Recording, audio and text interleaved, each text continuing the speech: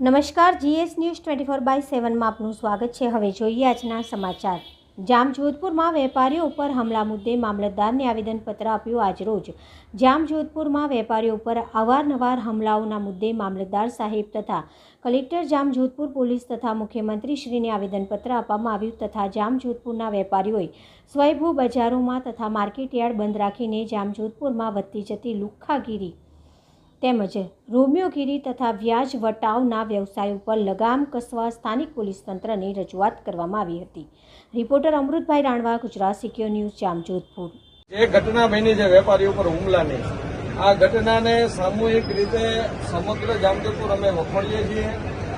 એનાથી મોટામાં મોટું કે વ્યાજખોરોનો જે ઘટના છે, અમને છેલ્લા 2 દિવસની અંદર